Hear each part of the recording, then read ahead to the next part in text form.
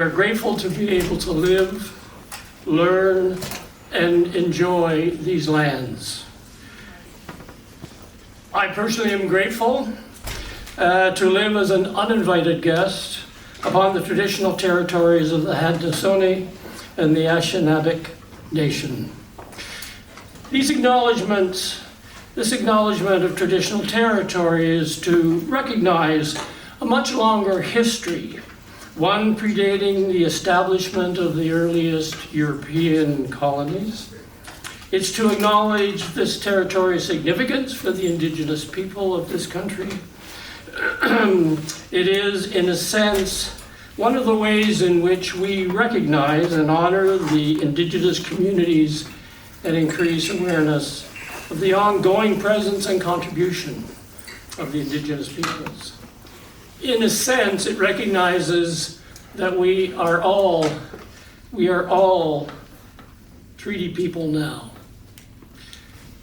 Thank you for coming to the 7th annual Dr. John Meisel Lecture in Contemporary Political Controversies. This lecture was established in 2017 to celebrate Dr. John Meisel, one of Canada's leading political scientists. This is to be a forum for pursuing the sorts of things that John loved, engaging in debates about the most intense political controversies of our country. Sadly, Dr. Meisel passed away this year in March at the ripe age of 101 years. And he left a noticeable void in the political science community, not just at Queen's, but in Canada more generally. With this lecture, we seek to honor his remarkable life and legacy and to stimulate what we hope will be a lively conversation about some of the controversies that we face today. If I might be forgiven a personal note, I am especially honored to serve as moderator today because, being Art 69, I'm actually old enough to have been one of Dr. Meisel's students. I took his undergraduate class in the biggest controversy of that day, which was the relations between Canada and Quebec. And given the way Dr. Meisel engaged in learning, it wasn't simply a classroom exercise. He took the class to Quebec City, and we debated these issues with some of the leaders of Quebec political life. The trip actually coincided with Carnival in Quebec, so in my case, at least, learning went on at several levels. My debt to Dr. Meisel is even larger. As with many young men and women of the time, I'm sure, his example persuaded me to change my career goals. I had thought I would be a lawyer. But Dr. Meisel's personality and his approach to life just struck me as fascinating. I wanted to be just like him. That's an impossible goal, but I'm indebted to Dr. Meisel for helping me find my way.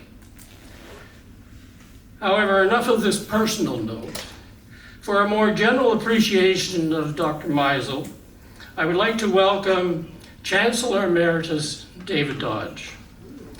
David's work has shaped Canadian public policy and finance for decades. He has served in remarkably important positions, most important of which, of course, is that he was the 13th Chancellor of Queen's University.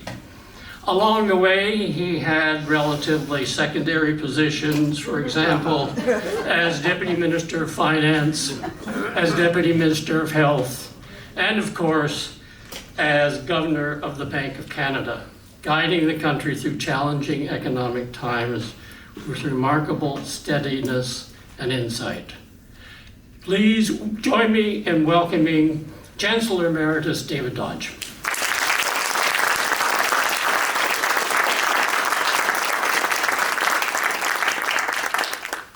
Well, thank you, Keith.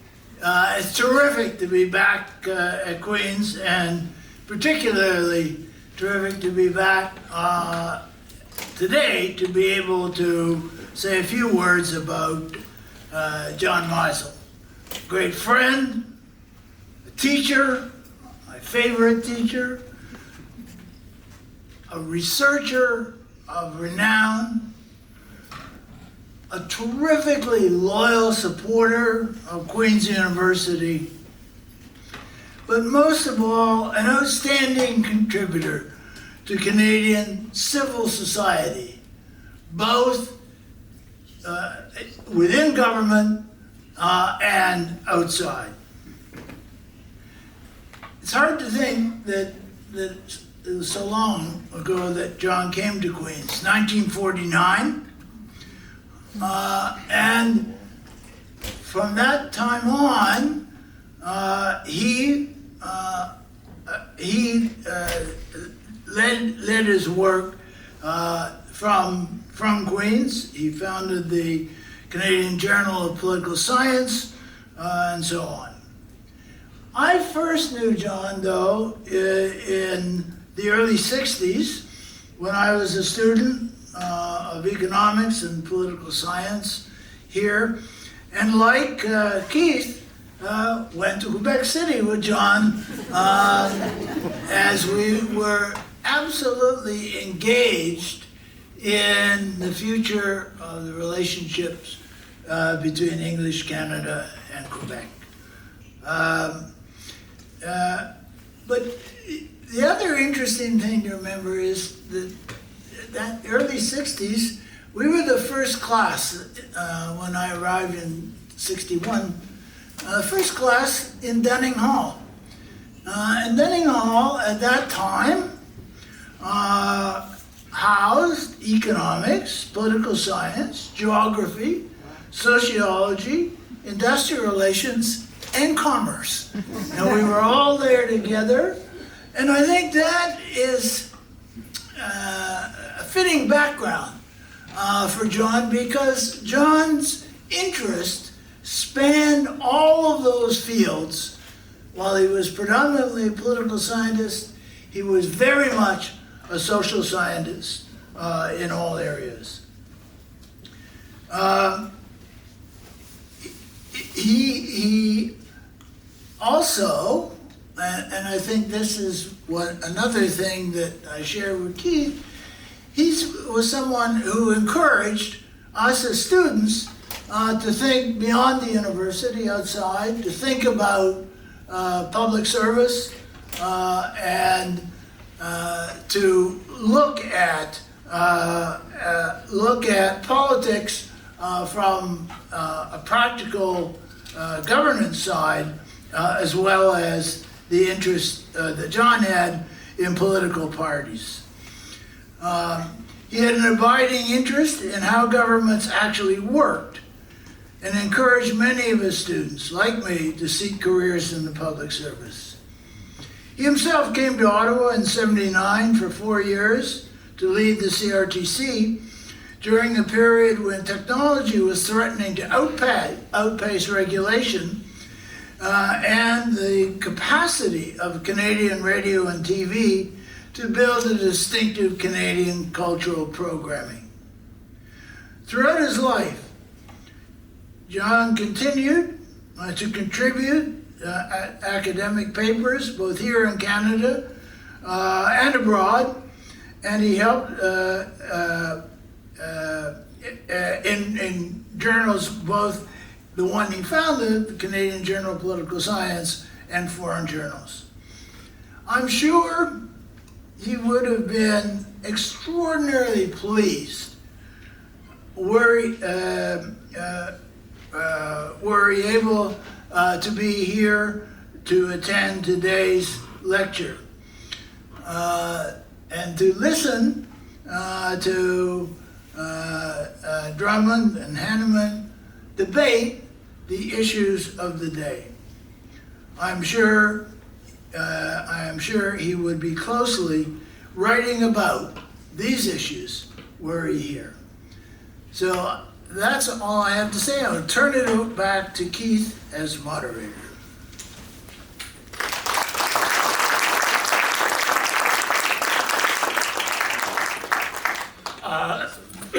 thank you, David.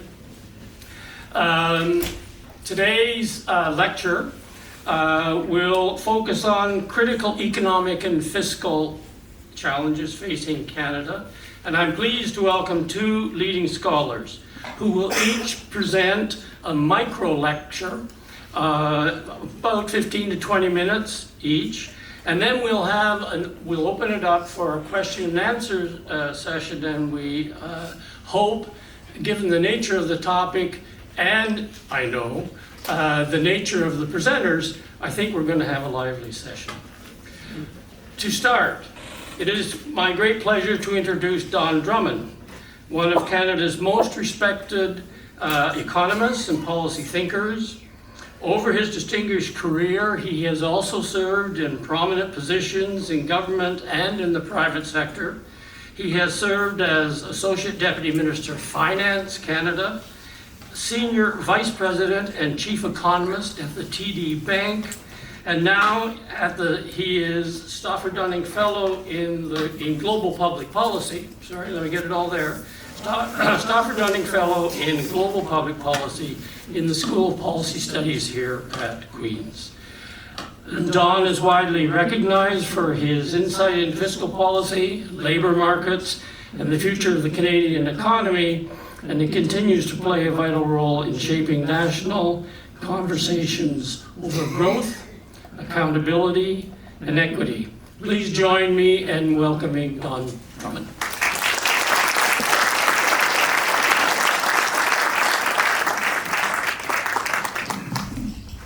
Thank you, Kate. Good afternoon, everybody.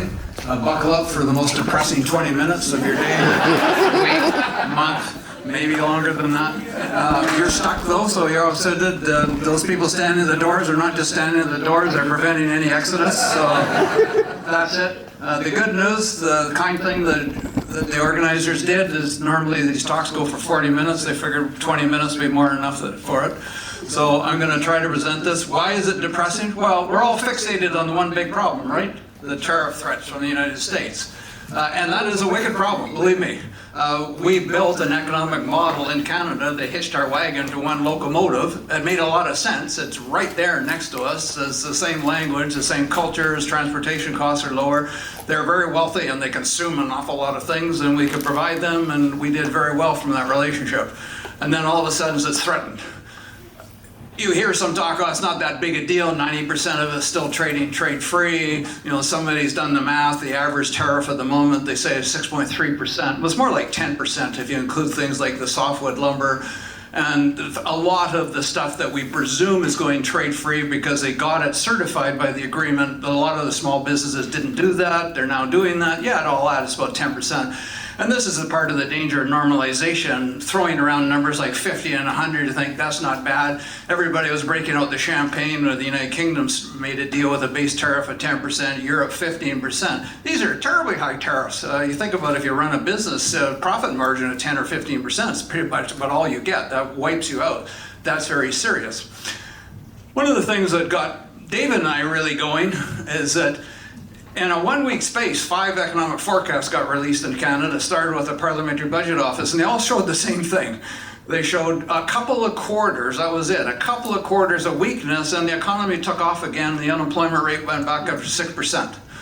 And I go, well, let's hope for that, but why would you assume that? What drives that kind of result? Only one of them was explicit on that, and that was Delay Canada. They said this is predicated on something like the Canada-US-Mexico Free Trade Agreement being renewed.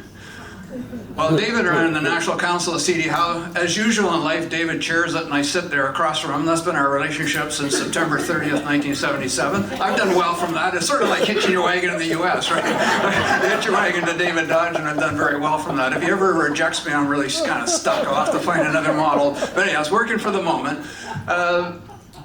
What do you do when you're thrown out of that kind of relationship? And why do you assume that's going to go?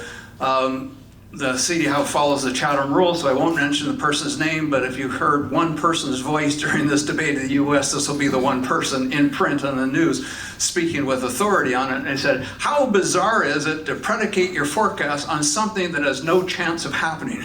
The trading relationship with the United States is only going to get worse. Why would you do your base case presuming it's going to remain unchanged? And of course, since then, it's got even worse. We now have tariff on bathroom vanities. Now, that is in the interest of U.S. security. You can understand how you cannot have national security if you're not capable of producing your own bathroom vanities. We know the Canadian Army is not very well equipped, but lobbying those bathroom vanities over there is not to the U.S. liking, and it's going to be something else, and it's going to be something else at all, and this is not assured whatsoever. So that's a wicked problem.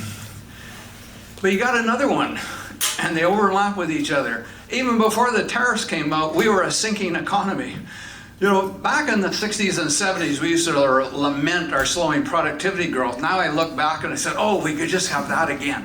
I mean, we slowed to 1.78% productivity growth for a 20-year time period, and that was slower than it had been in the 50s and 60s. Well, it's been less than half of that since. You look at the 38 countries in the Organization of Economic Cooperation and Development that have productivity data. Even when we were growing to 1.78, we were 30th out of the 38. When that OECD started in 1960, we had the third highest level of productivity. We are below the OECD average now. And since the original 24, there's been a lot of lower income countries going. You know, I'll talk about it in a minute. Sure, instead of trading with the United States, let's trade with Europe. Spain is the only major economy in Europe that has a lower level of productivity, and that's about 1 cent an hour lower. Italy is higher than Canada. Can you imagine that? France and Germany are quite a bit higher. So how's that going to work out in our favor? So we've had this productivity for quite some time. We've not successfully tackled it. It's been getting worse. You look at some of the signs from it. How do you become productive? Well, certainly talking about labor productivity, you want a machine. You want me to produce more, give me a machine to produce more. We have 40 cents of investment in machine equipment per worker to the dollar of the United States. In the second quarter of this year, at an annual rate, they spent $12,100 on machine or equipment. We spent $4,300. How are we going to compete? How are you going to compete on a free trade basis, not only with tariffs? How are we going to compete with these other economies? We've known about this problem for a long time. We haven't done anything about it. I confess my big error in this thing in 2011. I wrote an article called Confessions of a Serial Productivity Researcher, because I thought all the problem lay in fixing our bad macroeconomic policies. In my defense, I think there was substantial evidence to suggest that.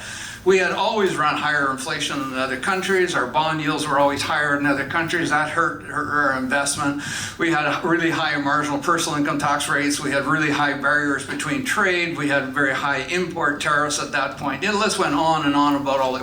We had a capital tax. I mean, you want investment in machine equipment, but you tax the very thing you want. We had all kinds of examples. We had the so-called retail sales tax, which was 1/3 was on machinery and equipment. We had all these terrible things. But bit by bit, we started to improve them, and our productivity growth continued to slow. I still think it would have gone down even more. I don't think there was a bad idea to tackle this, but clearly it didn't answer the productivity problems. And I thought in 2011, we must have looked more on firm behavior. With the awarding of the Nobel Prize in Economics, I now think I probably should have paid more attention to the author's paper in 1992, because he basically said the answer's in the firm behavior. And so that became really in 2011, we needed to look at that, but that's not improved. Our firm behavior has become even worse than that.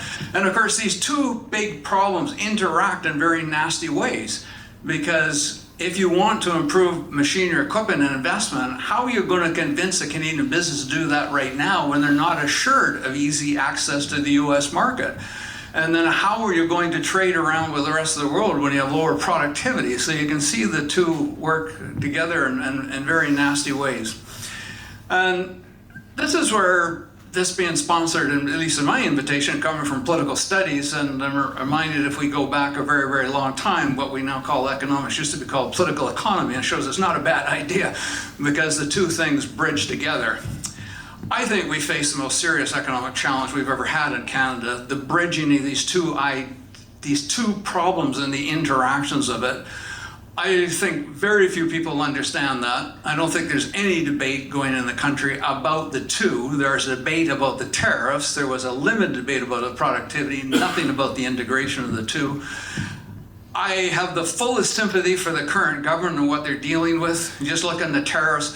Normally, if you had an adversary, you have advantage of having a pretty good idea what they want, and you can have some satisfaction that they will act in their own interests, and neither of those rules apply, so you just don't know. I did not see the bathroom vanities being a national security interest. How could you kind of miss the logic of that? But that sort of explains the situation that you're in. But the government doesn't have all the answers. And if they don't engage the Canadians and get a debate on them, they're not going to be able to provide the answers, and they're going to be held responsible. And I guess the advantage or disadvantage you look at it of being in the game for a while as you look back at historical experiences. And the one that always comes back to me, what preceded free trade in 1989 in Canada? Well, I'll tell you what preceded it was a 6-year period leading up to that. And that started with the Donald Royal Commission. And here's another Queen's advertisement, head of research, D.C. Smith. Mrs. Smith is right here in the 4th row. That went over a 3-year time period, had all kinds of fresh ideas, challenged people. Department of Finance kicked it in with an agenda for economic renewal. I still think of my long career of finance, the most interesting document I worked in. I guess obviously working with David Dodge once again on that. Provided some ideas. We had an election in November 1988, which was basically around one issue. This was as divisive as you could possibly imagine, but you couldn't say that Canadians weren't aware of it and they didn't have an opportunity to express their view. And then we had the Free Trade Agreement in 1989 and 1994. Now, we do not have the luxury of doing something like that that takes over a 6-year time period, but I think we have to do something. And I look at, we're weeks away from a budget November 4th, and yet, unless you've got some inside information, I don't have any idea what's going to be in it. We get little hints here and there. Yesterday, I threw out a hint we might lower the corporate income tax burden, but actually they promised a tax review in the election platform about it. We've never heard of words on that, so I have no idea if they're going to do it. Are they going to do minor, superficial things that will address it, or are they going to do big things that tackle these two problems? I think if we're going to succeed, and my point here is not just to depress you, although that's been kind of fun, we do need a way out of this, and to get out of this, we're going to have to smash some things. And again, come back, Schumpeter had the creative destruction. That was sort of the theme of Nobel Prize winner Peter Hassett. We're going to have to smash some things. I'll just pick some trivial ones off the mind, token ones. We have to break all the interprovincial trade barriers, and all the governments are patting them on the back. They've done almost nothing. In fact, we got new ones. Sorry, I'd love to heal you right now, but I didn't go to high school in Ontario, so I can't really help you. Maybe I went to British Columbia, so tough luck with that. That can't happen in a country like we're dealing with. We can't have supply management. Here I really looked at political studies because I don't understand the politics. There's 12,000 dairy farmers. I said that at a group recently, and some guy stuck up his hand and he said, actually it's 11,999, I quit. So it's 11,999 dairy farmers, and they force a higher price on 40 million Canadians, and they got extremely low productivity. We just signed into law a private members bill preventing Canada from changing it in the interest of getting a better trade agreement with somebody. How does that make any sense? Another thing that Peter Howard said back in 1992, should have looked at it more carefully, he says, don't coddle small businesses. Promote new businesses, but don't give preferential treatment if they're small. Well, what do we do for small business? We give them an almost zero tax rate. If they do some research and development and they don't do much, they get a 35% tax credit. If you're a big business, you only get a 15% tax burden. And you look at our distribution of corporations, you see this big conglomeration just below the small business limit. Why do we want that to happen? Why don't we want them to continue to grow? But these would all be controversial things, and that's my point. I'll pick a bigger one. In my mind, we should be using corporate and personal income taxes less, and we should be using more of sales taxes. I mean, every study that's ever been done shows they're less damaging. If I put a really high personal income tax on you, you will work less, you'll save less, you'll train less, you'll invest less. If I put a consumption tax on you, maybe you'll consume less. Your savings will go up. You get more investment of that, and you can deal with the equity issues for regression through tax credits on that side. But it's been accepted that will be a political killer. I'll go back to 1994, after 2 years after the GST, which I also worked on under David Dodge. This is a standard theme here. So we kept all these people who were working for the government come back to these focus groups and said, everybody just hates the GST, they hate the GST. And I said, put a paired question to them. Which do they hate more, the personal income tax or the GST? And they came back and their eyes were wide open. He says, it's unbelievable. They hate the personal income tax more than they hate the GST. And I said, they're smart, because if you pay, you can avoid the GST, just don't consume something. You can't avoid the personal income tax. And in fact, after paying the personal income tax, if you save $1, you're going to pay it again on the investment income you get from that. If you get capital gains, you're going to pay it again and again. So people are very smart on that point, and I think you can do that if you lay it out, but you've got to bring them into the problem, and you got to put some potential solutions for them, and you have to accept. And again, this was the point of the whole creative destruction point. Growth is not a smooth process. You do smash some eggs, and you do have to protect people in that process. We are not going to get where we're going to get by the government in the darkness of the night coming out with a budget. We don't know what it's not, or what's in it. We're not going to get what we want without engaging Canadians and having them understand the challenges before that, and eventually prepared to see some of those eggs smashed so we can go together and to a higher growth lane. I see that's enough depression for the moment. I will sit down now.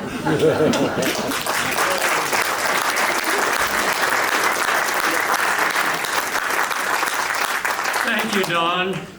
You always know where Don stands. Our second micro lecture is to be presented by Dr. Kyle Hanneman. Kyle is Associate Professor in the Department of Political Studies, and he's Director of the Institute for Intergovernmental Relations, an institute which has a long and distinguished history here at Queen's. Kyle's research focuses on Canadian federalism, on fiscal policy, on intergovernmental relations, with a particular emphasis on how governments, especially provinces, can manage their fiscal challenges. His work has been widely published, and he has shaped both scholarly and public discussion on Canada's fiscal landscape. Please join me in welcoming Kyle Hanneman.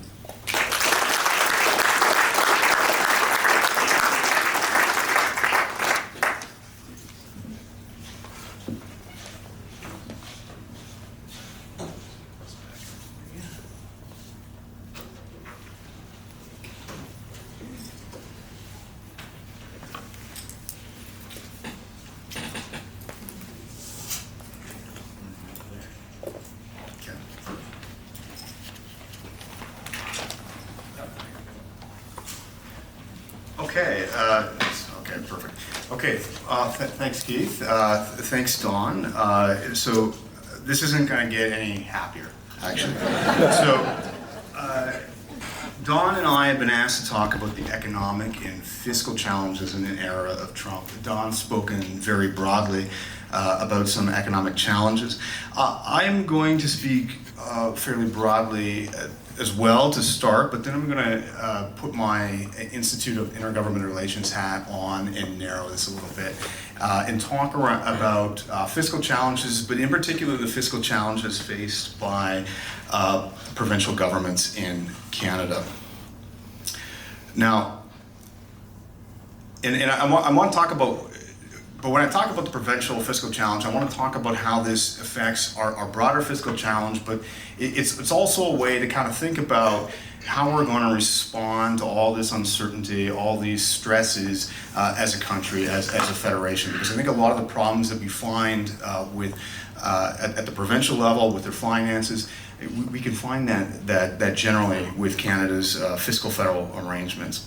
Okay, so I'll start by stating the obvious. Obviously, provincial and federal budgets are under considerable stress. Now, our fiscal situation is not actually as bad as it is in a lot of countries. It's actually considerably worse in the United States, for example. But there's still a lot of causes for concern. The deficits are large and growing, particularly at the federal level. There's worrying signs from government bond markets or pension funds, asset managers, and other people that lend to provinces in the federal government. It was the case just prior, just a few years ago really, where governments and advanced economies could run small or even very large deficits without seeming to have any sort of impact on their ability to borrow or their borrowing costs. This is changing. Okay, we've seen a number of governments now, including the UK and France, that are starting to pay significant fiscal costs for the fiscal decisions that they make. Now, we haven't seen a situation in Canada where the governments have sort of roused this concern. But that's not to say it couldn't happen.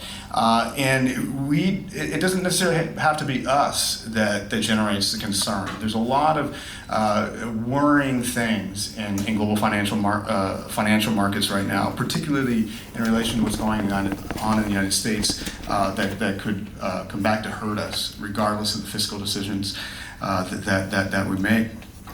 There's also a number of rising political risks.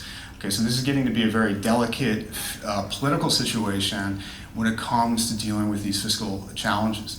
If we get to a point where markets really think that our debt is unsustainable or our borrowing costs are rising for other reasons, we're going to have to make some tough and potentially drastic decisions. Tax increases, spending cuts, this sort of thing. And there's growing evidence within advanced economies now of a link between spending cuts or fiscal austerity in support for populist and authoritarian parties and leaders. And this is particularly the case among workers and regions suffering declining economic prospects. There's another challenge that I want to focus on. I'll focus a little bit more on today, which is somewhat peculiar to Canada, not entirely unique, but it's a bigger problem here than most, and that's the distribution of government debt. So in Canada, a very large proportion of our debt is at the provincial level, so roughly 40%. And not only that, but in Canada.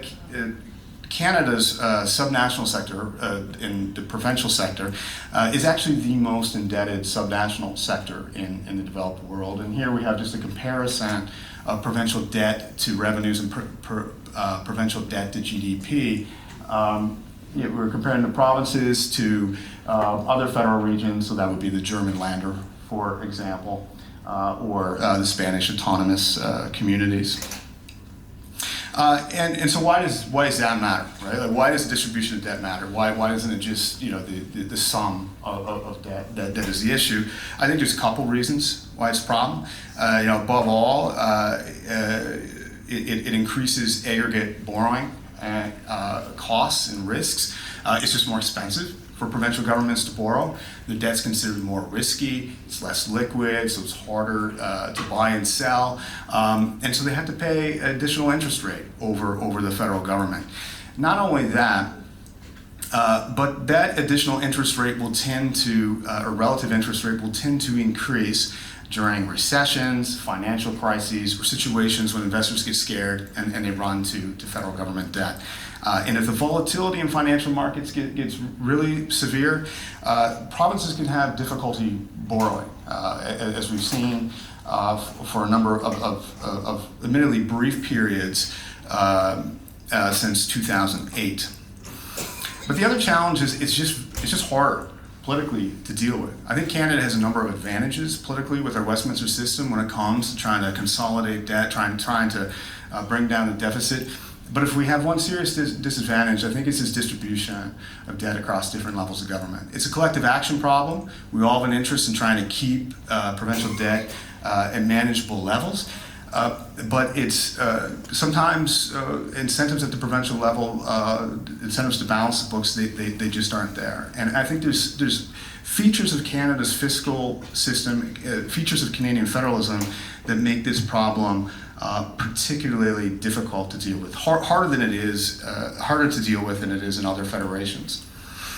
So Looks like I've got about 14 minutes left or so. So what I'm going to do is I'm going to talk about what I think the objective should be with provincial debt, trying to stabilize debt while securing some other objectives. I'm going to talk about a challenge to this that I call the provincial debt dilemma. Then I'm going to talk about which might be something that might be a partial solution to this dilemma. It involves setting up an independent council to monitor these fiscal federal arrangements and evaluate them and advise the federal government on its reform. I think it could be helpful for managing the debt problem, but I'm also going to suggest it could be helpful for providing us with a broader capacity to try to adapt under these conditions of unrelenting uncertainty and stress. Okay, so I think basically what we want to be doing is this. We want to try to stabilize debt. We don't want it to keep growing indefinitely, all right? So we want to stabilize it, bring it down a bit. But we want to do that while ensuring other objectives are met. We want quality social services, okay? So we don't value fiscal sustainability solely for its own sake, obviously. We also want to be aware of this issue around political legitimacy, right? If we have to start slam the brakes on spending or start cutting the deficits aggressively, we might encounter some of these political challenges that I talked about. But if we're going to do this, we require a couple things. One thing, obviously, is that provinces have to be disciplined. That they have to live within their means. But the other thing is, if you want to couple discipline with provision of these services, you need a certain level of fiscal capacity or access to revenues or the ability of these governments to generate these revenues. And I would argue that Canada's fiscal federal arrangements don't supply enough of either of these things. It doesn't have enough discipline because of something that is often referred to as an implicit federal bailout guarantee. So the basic idea is this: if you talk to bondholders or investors, and I've spent a lot of time doing that, and you ask them how likely it is that the federal government would let a province default, they're going to say extremely low. They just don't expect the federal government to let a province fail. Now that doesn't mean the province gets to borrow on the same terms as the government of Canada. It doesn't. What it does mean, though, is it gets to borrow more and at lower rates than it otherwise would. And I think a reason debt levels have gotten as high as they have is because a lot of provinces have taken advantage of those lower borrowing costs. I'd also argue, though, that there's a problem with fiscal capacity. There's a problem of ensuring that provinces have the revenues they need to live within their means and provide these services, and in part that's undermined by something called a vertical fiscal imbalance. So without getting into too much detail here, the basic problem is this: the provinces are responsible for healthcare. It's very expensive. It's expected to grow very rapidly over many years. But the federal government is in a better position to generate revenues, both because its revenues tend to grow more in line with the overall growth of the economy, and because if it's to raise taxes, it's more likely to generate more revenues from that. So there's an imbalance here. So there's a capacity issue as well. So one of the difficulties, though, is you want to deal with this problem. First of all, it's primarily going to fall to provinces. Provinces have an enormous capacity to cut spending, to raise revenues. They have more autonomy in this regard than virtually any other group of subnational governments. But there are things that the federal government can do with fiscal federal arrangements to try to affect this. But the problem I see is that anytime it tries to enhance the capacity of provinces to balance their books, it potentially undermines fiscal discipline. And by the same token, I actually think that efforts to increase fiscal discipline potentially undermine capacity. So this is a dilemma. And I think there's, for a variety of institutional but also sociological reasons, I think this is a really, this one is particularly difficult to deal with in Canada. And I won't go through all the proposals you could think of to sort of illustrate how this dilemma operates, but I'll just talk about one obvious one with regard to increasing federal transfers. Okay, so if there's this imbalance, you think, well, the solution to dealing with provincial debt is you just increase transfers. Okay, healthcare transfers, for example, maybe some additional transfers for provinces with particularly elderly populations, these sorts of things. That would surely increase the capacity, particularly of lower capacity provinces. But there's a comparative literature on this that suggests that often when you increase transfers, you end up increasing the deficit at the subnational level. There's a variety of reasons why that might happen, but one is it's a suggestion to provinces that maybe more money is coming if they get into trouble again. Okay, so that might undermine discipline. Federal government can do a bunch of things to try to deal with that problem. It can say, okay, well, we're going to allocate the revenues according to this fixed set of rules, and that's it. You're not getting any more. But that's not necessarily credible, nor is it necessarily desirable. Things change. We might want to increase transfers for some reason.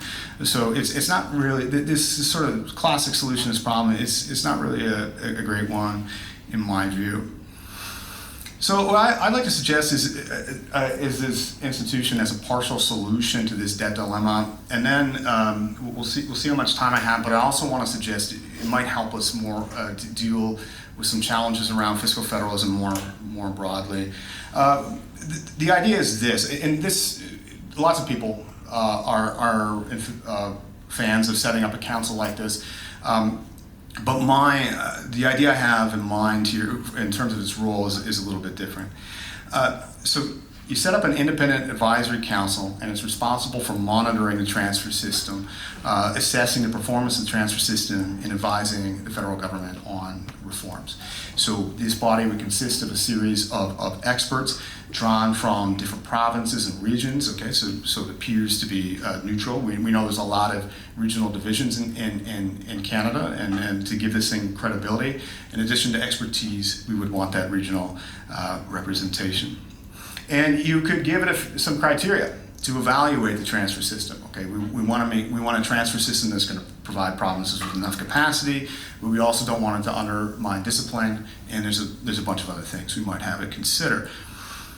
And I think that this could help reconcile this tension between fiscal discipline and capacity in a few ways. One thing is it just might increase the odds of transfer increases. There's a lot of interesting things we could do with transfers right now. For example, we might want to increase transfers for provinces that have older populations. That could be helpful. Another thing, though, is Alberta, Saskatchewan, they're very upset with the transfer system. Well, one thing we could do for them, and it's a perfectly legitimate measure, is we could enhance stabilization payments. Okay, so if there's a big drop in revenues in any given year, we could provide these provinces with insurance against that. And it's a bigger problem for them because they have these volatile oil and gas revenues. Okay, so there's a bunch of interesting things we could do, but it's very hard to get the federal government to move on it, just because the transfer system is so controversial. Well, one thing that this body might do is give the federal government some cover or legitimacy to move ahead on that. The other thing I might do, though, is decrease the odds of transfer payments that are going to undermine fiscal discipline. So you often hear provinces make the claim, we need more transfers because we have the biggest deficit or something. Well, that's not a great reason, right? So if we were increasing transfers every time provinces had a deficit, you can imagine what the deficits would look like then.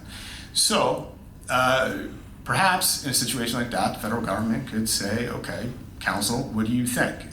Should we increase transfers? And the Council might say no.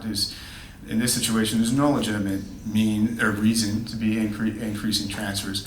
And if that flies with voters in that province, if media journalists pick up on that and say it's not just the federal government that's saying it, it's this independent body.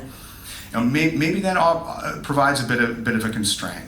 Maybe that discourages these provinces from trying to shift blame onto the federal government and try to take matters into their own hands. Okay, so there are, I do want to say that this is a big problem, and provincial debt is going to continue to be a big problem going forward, given all the economic and fiscal strain that we're facing. But I do think there are broader benefits to having a council like this in place, right? So there are a number of different functions it could serve. Like one thing that really sticks out to me, we're in a moment, we feel that we're facing some kind of existential economic and fiscal threat. It's a moment where, there have been a lot of times where I feel we could really come together on these issues, but it's been difficult to do.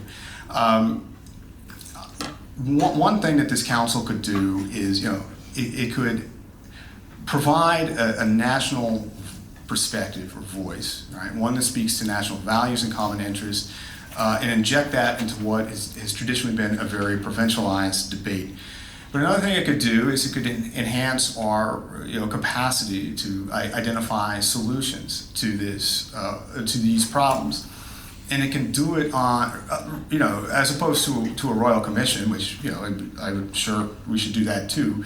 But as opposed to a royal commission, it could do this on an ongoing basis, right? Because the thing is, we're under conditions of unrelenting uncertainty, incredible complexity, and things aren't going to settle down, right? We do one royal commission, we're going to feel like we're going to need to do another. What I think we need is our institutions with some capacity, some foresight, to be able to anticipate different types of challenges, but also to try to forward some consensus about how it is that we're going to respond. Now, would it work? Maybe the first question is, would the federal government ever set it up? Maybe not. I mean, one disincentive is that it would potentially limit the federal government's discretion. But that could be an incentive depending on how they look at it. I think if you look at I know there's some literature out there on the history of central bank independence, but also the expansion of central bank mandates that suggest one of the main motivations for increasing central bank independence or the breadth of the mandate is to scapegoat the central bank, right? So if something goes wrong, well, it's the central bank's problem. We may not like that motivation. I just mention it because to suggest there may be reasons why this appeals to the federal government.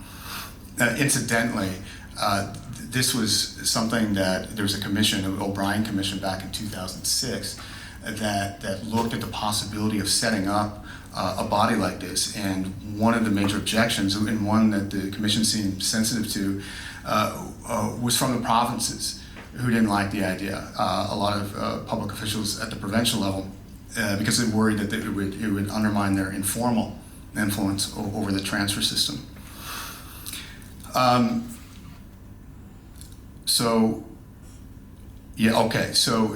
then there's the question of would it work? Maybe that's something, I'm getting near the end of my time here, but maybe that's something we can follow up on later. I think one of the assumptions here is that for this to work, it has to have some effect on public opinion, or at least elites and premiers and provinces have to assume or be under the impression that it would have some kind of influence.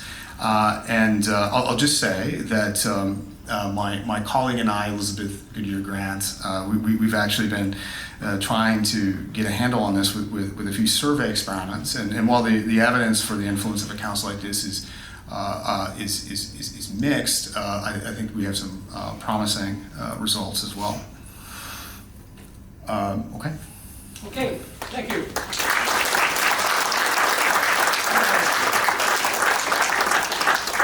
Okay. All excited, feeling better, glad you came. I think one positive thing to say about this session is that Canada has big problems, but we are blessed with having people thinking seriously about them. And that alone is a cause for some optimism. I'd like to invite our two panelists and former Chancellor Dodge to come up to the front, and we'll start the question and answer session. Okay. Okay, can you hear me? Okay, there'll just be a second or a technological moment.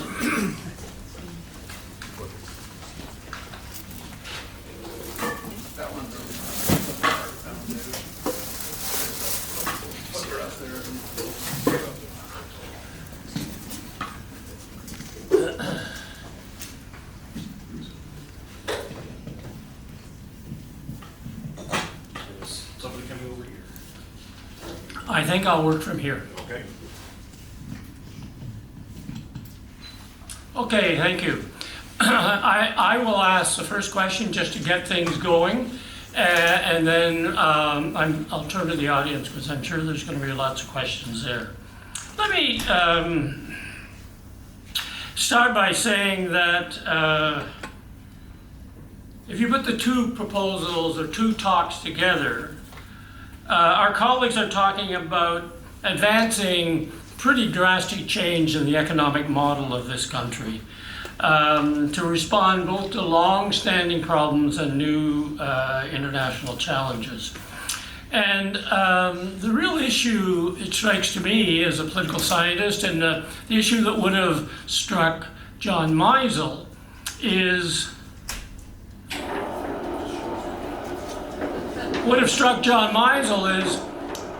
how's the Canadian public going to respond to this? What are the kind of political dynamics which will shape how governments respond to this? The public may not be receptive to radical change. It may not be convinced. It's certainly not been prepared. You've been prepared to anticipate serious economic challenges, but it's not clear the Canadians generally think that other than sorting out the tariff problem, we have big issues. And so my question to the panel, to all of them, they can each take a turn, is how do you suggest the government proceed in such difficult circumstances? A need for radical change, a public unprepared for radical change. Well, I can start off. I find it's almost hypocritical on my part, but I criticize the current government for leading off with a budget, and I said it's hypocritical because I've also criticized them for not putting a fiscal and economic accounting out there. But I don't want them to prepare the solutions to these big problems in the dark of some room all by themselves and not involve people. I don't think they'll get it right if they do it that way, and whatever they come up with, we reject it, because I don't think Canadians, and I'm not saying they're not following things, they're not smart or anything, they're not being told. I don't think Canadians understand the depth of the problem and the depth of which we need to change things. They need to be involved in that. If I had been in the government, I would have strongly urged some kind of economic fiscal statement or a discussion paper beforehand.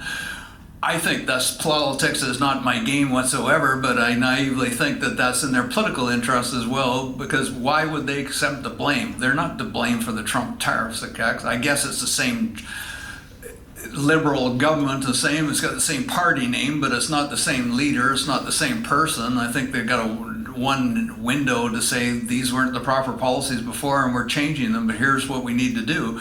And that would prepare people to accept radical things, just as the Brian Mulroney government did with free trade. But as I said, we don't have the luxury of taking 6 years to do that. We need to do it much faster than that. But we're not going in the right path to get that public buy-in. Okay, David, you look like you might want to say something. Yeah, paraphrase a Bank in Nova Scotia line.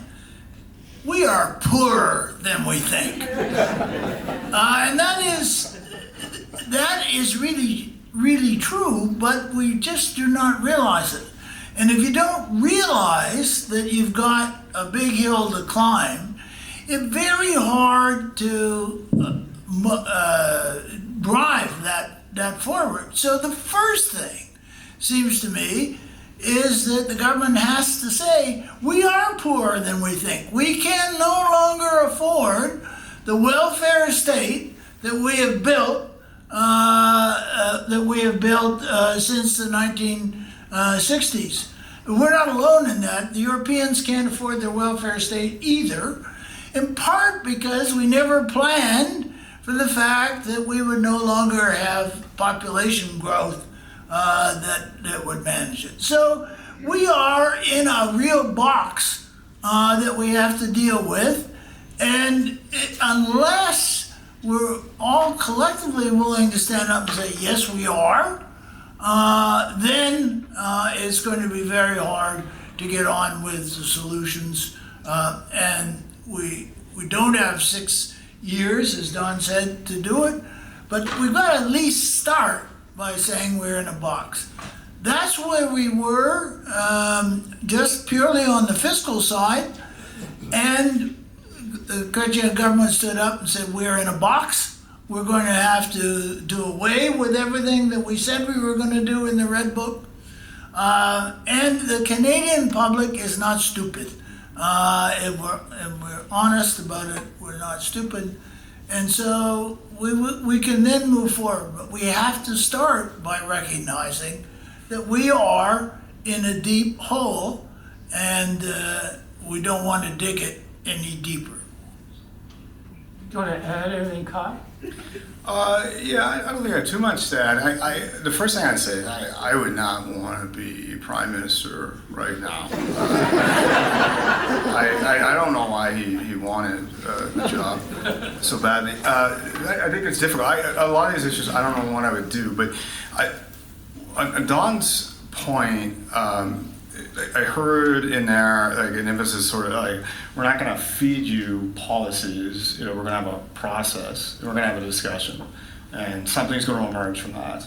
If I understood him correctly, and I think that that's right. Like I don't feel like I know of a lot of policies I could just sort of deliver that would fix this situation. I think part of what I was trying to get at in the presentation, and part of what I thought that this council could contribute to, is establishment of some kind of process to allow us to sit down and figure it out, not once, but over and over and over again.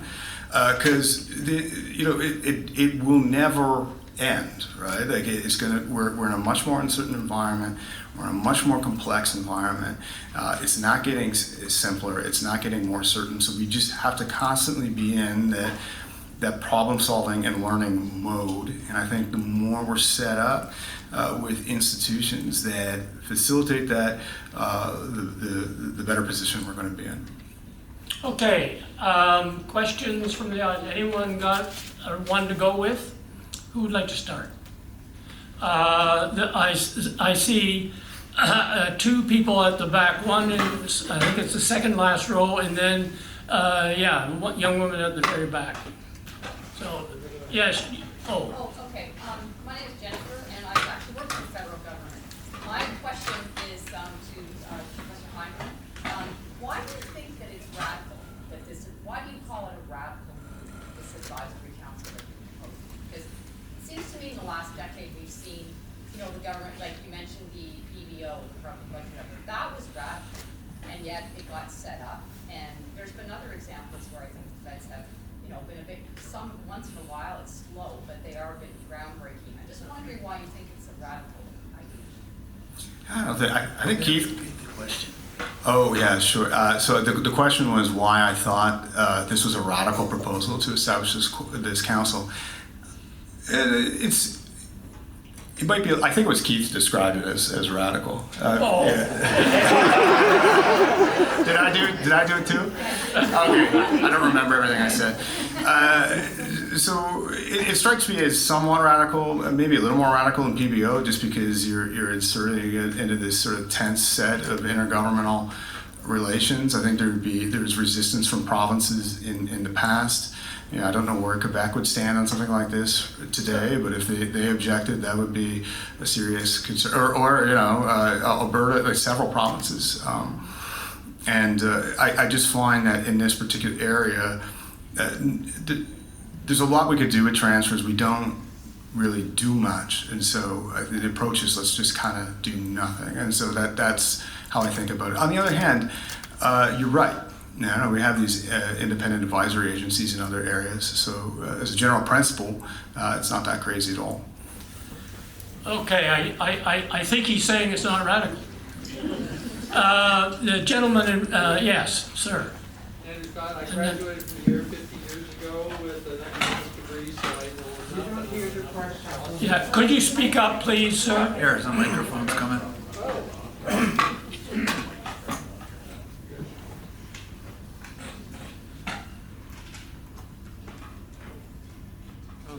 Andrew Scott, I graduated here 50 years ago, so I know enough to be really dangerous. First off, let me thank you very much, gentlemen, for your public service. You've been really credit to Queens and a credit to the country for all the work that you've done.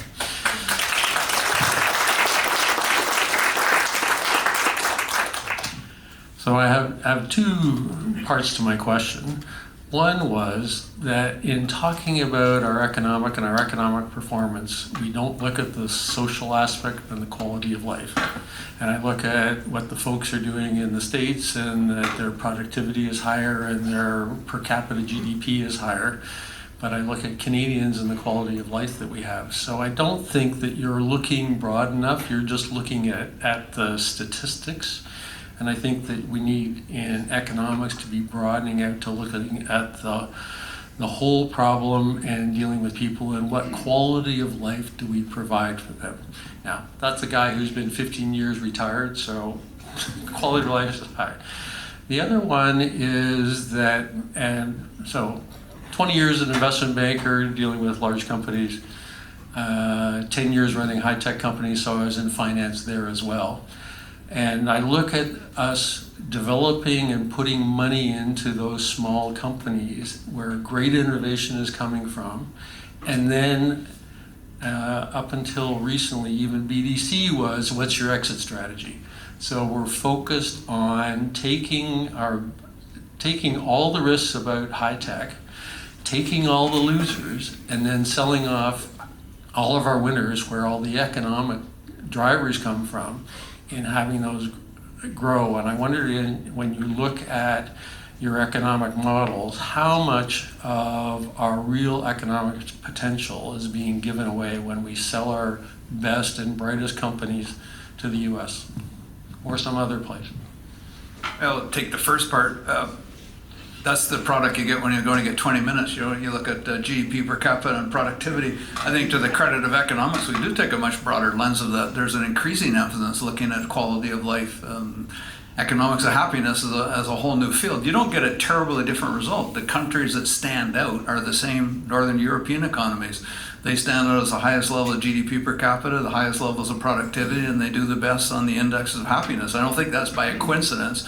There's all kinds of good and bad ways that you can use a certain pie, but you don't have adequate slices of the thing if the whole pie is not different. I'm saying that doesn't solve all your problems by any means. You have to allocate it and use it properly, but you can't get very far if you're sitting at the GDP per capita and the productivity level that we've got.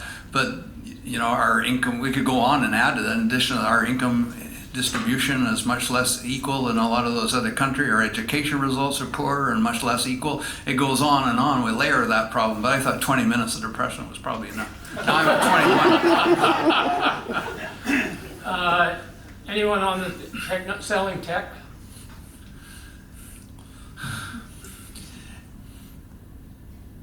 The initial problem is the creation and the incentive to actually create.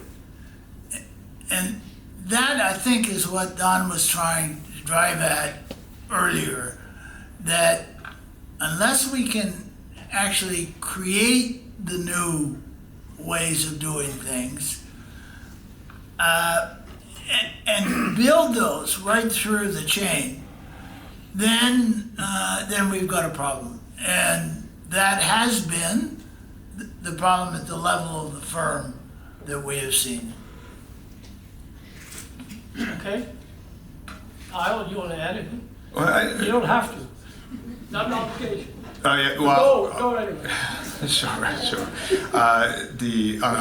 On the point of GDP, but also considering broader quality of life measures, I think that's part of what I was trying to get at when I was talking about stabilizing debt while giving due consideration to other objectives, including political legitimacy. Like the Scandinavian countries came up. And what's interesting is that they I don't know, David, what you think about their welfare state, but it's pretty generous, and it's an interesting set of countries. One of my favorite books by political scientist Peter Katzenstein, Small States and World Markets, talks about the ability of these countries to combine and reconcile economic performance with high levels of social solidarity and social partnership. One reason, I find it interesting too to think about how that emerged in those countries in our situation now. And the main reason those countries ended up developing those welfare states is because they're small countries. They were highly dependent on global trade, and that made them extremely vulnerable to the vicissitudes of global markets. And so protectionism wasn't an option. They had to have sort of free and open economies, but they combined that with very generous levels of social insurance. Another thing they were able to do, though, is they were able to develop institutions. They had sort of large employee, countrywide or sector-wide employee and employer associations that used to kind of sit down and bargain and work this stuff out and try to find ways to reconcile economic efficiency, with the design of their welfare state. And one of the things that I worry about with Canada is I don't see a lot of that institutional capacity. I don't see a lot of capacity there that would allow us to get, for example, provinces together and really work these problems out. Can I ask a question of David? Is that actually no? Don't worry about it. No. I have a question from a gentleman who's been very patient here, and I'll make sure I get back to you before it's over. Sir.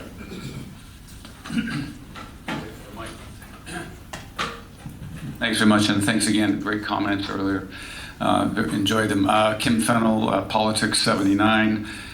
Feel very fortunate to have had John Meisel as my Politics 101 professor, and that was fantastic.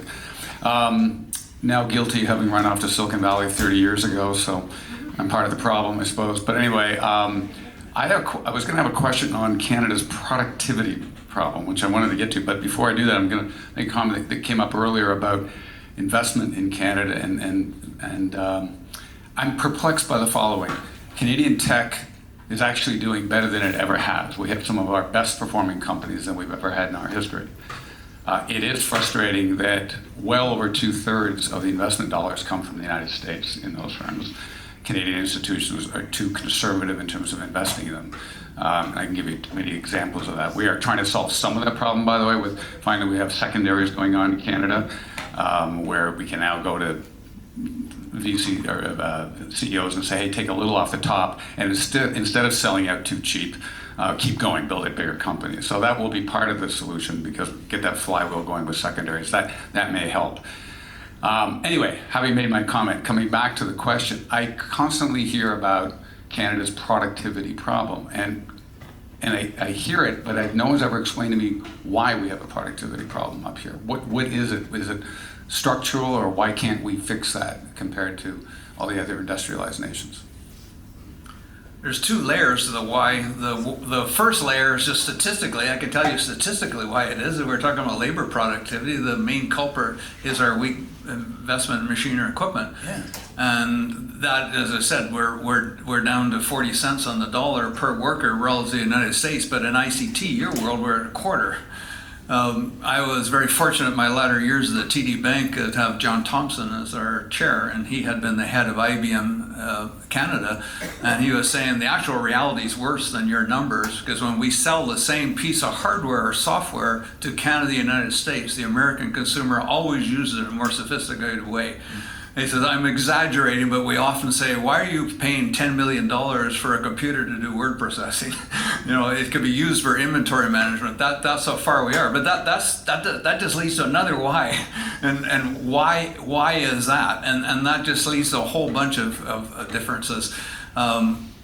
For 10 years, Roger Martin was the dean of the business school at University of Toronto, and he always used to say the reason is we have a smaller percentage of university students that are in business. I never did believe it, but at any rate, it's now 22% of all students are in business in Canada and the United States. So if ever it was true, that one's not true anymore. Do we have a different attitude in terms of ambition and risk-taking? I think there may be something there. You can cite all kinds of anecdotes. The one that always comes back to my mind, 2000 to 2008, we had very strong natural resource prices. Canadian mining companies in virtually every field were second to fourth largest in the world, and they almost all sold out over that time period. And the management and their shareholders said, hey, we're sitting on an unrealized capital gain that's good enough, we're out of here. The Australian counterparts were second to fourth in the world, and used their paper wealth to buy up the rest of them, including the Canadian ones. Why did they do that? Why do we have this hesitation of companies that we create companies at a rapid pace? They initially grow very quickly and then they plateau. They either sell out or they kind of go flat right around the $500,000 annual revenue line. Why do they do that? There was a time where actually it was a tax reason for that actually was better off tax-wise to bonus out and take the money as personal income, but that's not there anymore. And yes, you go up a lot in your corporate tax rate, but you still do get to keep the bulk of it. So that, maybe it's a bit of an explanation, but it doesn't go that far. There's a good and a bad of it. In the United States, if you go bankrupt, you're going to get 10 offers of a bank loan again the next day. You're more stigmatized. Robert Campo, when he went out and hid in Switzerland for a while, that wouldn't have happened probably in the United States, and maybe that's a good thing or a bad thing. I try to get to the bottom of this. I travel in the circles of sources of venture capital, and I travel in the circles of people who are looking for venture capital, and they tell inconsistent stories. The venture capitalist says there's no opportunities to invest, in the people who are looking for it that said there's no money available, and they both say the opposite thing. We've tried to crack this. We had the agenda for economic innovation in 2003. We did so much work prior to that of trying to get the business community to come to us and tell us what you want, what you need. And they said, oh, yeah, we'll do it. And all they came is, we want accelerated depreciation in our investments. So I go, that's just a time preference. Come on, that can't be it. I posed that question to John Manley when he was the head of the Business Council of Canada, and he said, well, just come to the annual general meeting and ask everybody there. And I'm sitting in a room with 150 largest company CEOs, and I said, why did you not invest from 2000 to 2007? If you plot retained earnings over that period, whatever you had before, you had to change the scale. They were so high. They were doing really well. We import most of it. The Canadian dollar was appreciating, so that was getting weaker. Everything was lined up, but they didn't invest. And Desmarais led over the question, and everybody asked it, and he said, well, we thought the appreciation of the Canadian dollar was going to be temporary. It would depreciate and we'd be skating back under profit. And I said, that's what we crudely call the lazy manufacturer's hypothesis. Is that really what you're saying? Is that really what you're doing? So I didn't answer the why. I can tell you statistically why it is, but there's a behavior behind each one of those whys. But you're sitting in the situation in October 2025, not knowing exactly that second layer why, but you got to do something. And I think maybe, given the circumstances, maybe you just have to be bold, have something like an investment tax credit. You could argue you shouldn't need to do that. Maybe we need, we did have an advantage in our corporate tax rates, but then everybody else lowered theirs, and we don't have that advantage anymore. Maybe we need to lower them again. Others would disagree, but sitting here doing the same thing is going to give us the same result. I use Pogo's phrase, we've seen the enemy and he is us. We as individuals,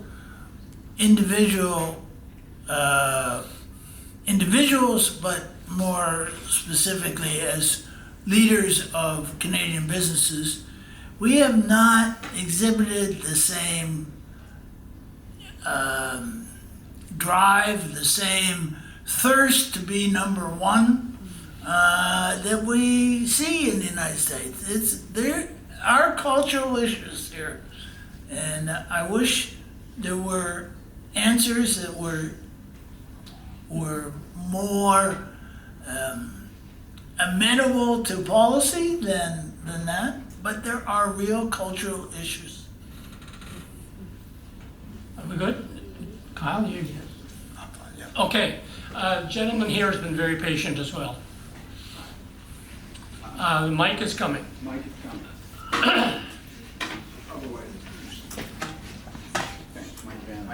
Mike is a good idea. It's Jim DeWildkeef. Nice to see you. Nice to see you, David. Nice to see you, Don. Many years since I taught here. So I have three quick things to say. And I save them from the context of not being around academia for a long time, but being around politics a lot in the last while. A lot in the last. And I hesitate to say this, but I agree with almost everything Don said. And that will get me into a lot of trouble in a lot of quarters. There's one thing I didn't agree with what Don said. I think the problem we have right now in Canadian politics, many problems, but one of the problems we have to deal with is polling. Polling is completely misleading. If you talk to all the MPs who've been out talking to their constituents all this summer, whichever political party they belong to, public's way, way, way ahead on the scale of change that's needed. Like way ahead. They just don't know how to articulate that and what vehicle to make that happen.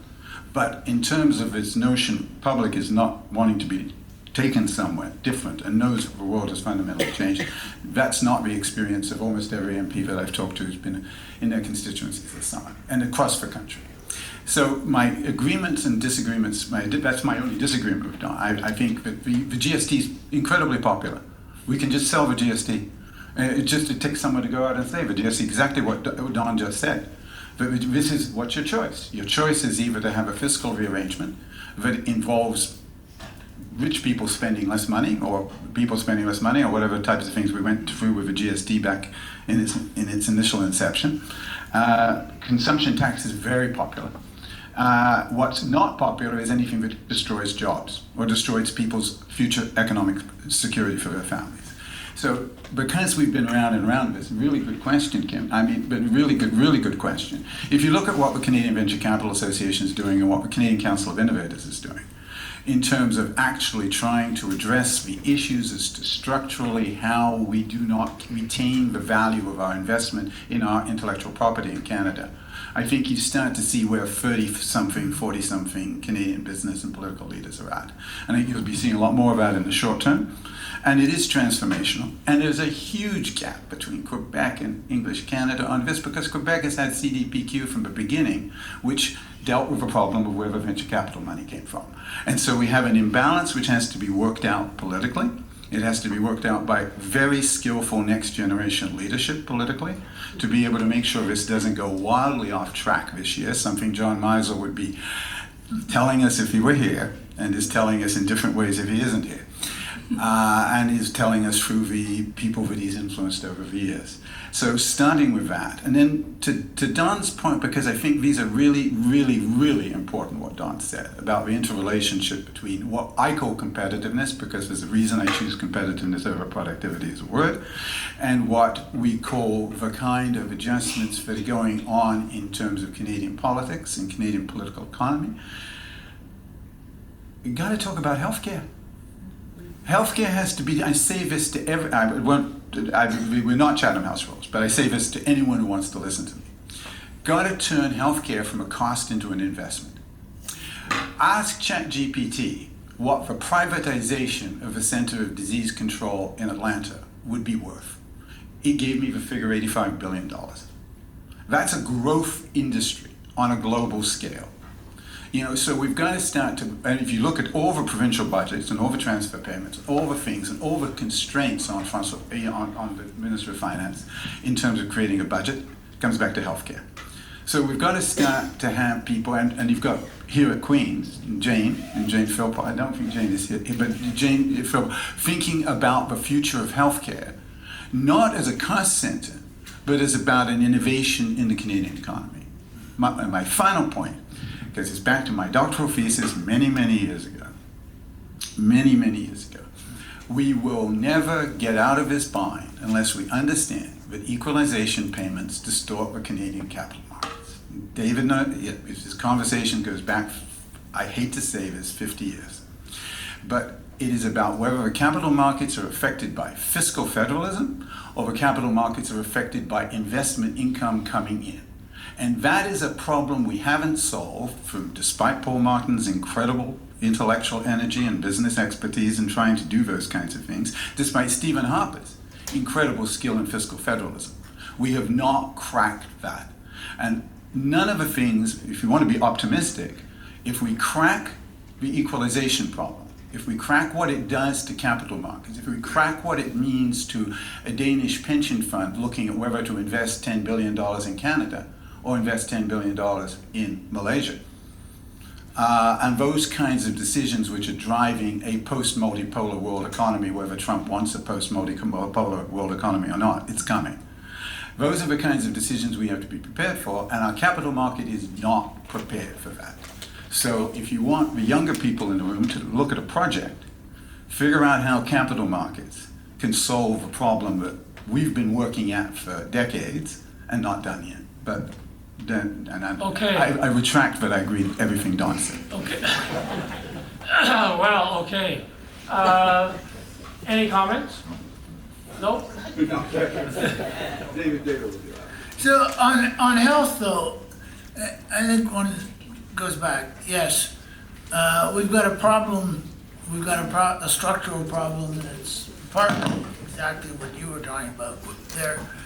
But the first thing is, we got to stop promising what we can't deliver. And it's a great problem when governments promise and cannot deliver, then the credibility of governments as a institution suffers. And so, I think you're right that we need to do something to facilitate the provinces who are responsible for the health care system, facilitate the provinces for doing the right thing. Okay, I've been given the hook. We need to bring this to an end. I have one question, but the gentleman at the back, his rights. I've got one question. One question, I think quickly. you probably hear me. Interested, I don't do that. Thank you though. But speak loudly. I'm interested in hearing your gentleman's views about what the federal government and provincial governments can do to address the problem you've identified in terms of encouraging investment by businesses to drive productivity in this state of great uncertainty and in the midst of a trade war. Okay, there's a simple question. If you could answer it, I suspect there's a future in consulting for you. I'll just say two things. Pursue the tax tilt that I talked about, Yeah. shifting away from personal and corporate taxes more towards consumption-based taxes. And I think at this point we need a lowered corporate tax burden, again, particularly related to investing. Perhaps even erratically, you may have seen there's a piece of Jack Mintz and Meter Shake recently that said, make tax exempt any profits that are reinvested in the Canadian economy. That's something worthwhile thinking. Obviously, we need some additional incentive above and beyond what we got right now because we're already in a mess. Plus, why would you want to invest if you don't have access to the U.S.? So we need to sweeten the pot somehow. Yeah, so it goes back to exactly what we're talking about. We're going to have to tax consumption, not production. Kyle, I hear the political scientist. I'm going to defer to these guys. Okay. You shouldn't do that. Well, we've had a lively conversation with some very articulate questions posed from the audience. This is clearly a high-quality event, both on the panel and in the questions asked, so thank you all. I do think that the level of conversation, as I said earlier, is one optimistic note strike that there are people thinking hard about these issues, and that without that we'd be in even much worse problems. Right, so at this point, I would like to call upon Bob Lemieux, who is Dean of the Faculty of Arts and Science, for some closing words.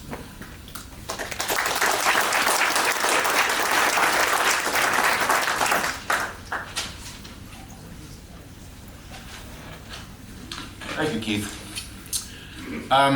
Good afternoon, everyone. I have to confess that I have spent 23 years of my career at Queen's, and I never got the chance to know John Meisel. Perhaps because I'm a chemist, and I spent most of my time cooped up in the lab. But now that I'm Dean of Arts and Science, and I've had a chance to appreciate the impact that John has had on this institution and on the students that populated his classrooms, I very, very much regret not having known John. But I can tell you that his presence continues to be felt across the faculty amongst all of his former students and well beyond.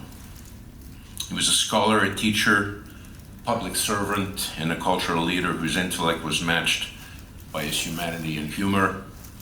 His work helped shape how Canadians understand their politics, their institutions, and one another.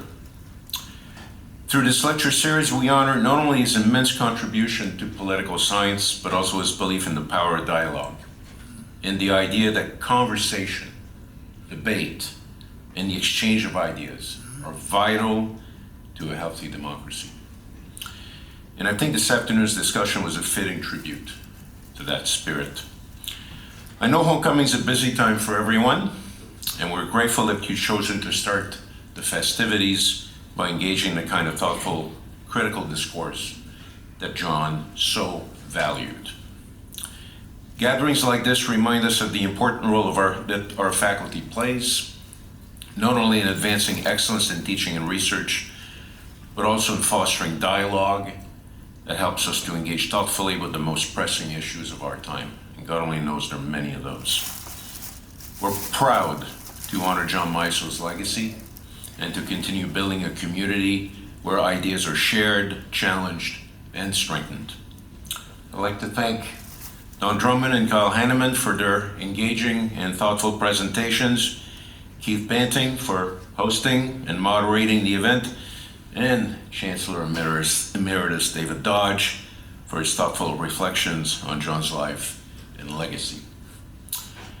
And it says here that I'm supposed to present gifts, but I don't see any gifts around here. Here they are. So we'd like to present each of you with a small token of our gratitude.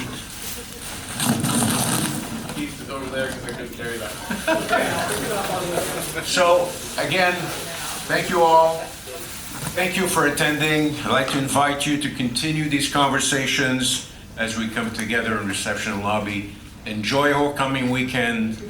Go Gales. Let's beat Windsor tomorrow.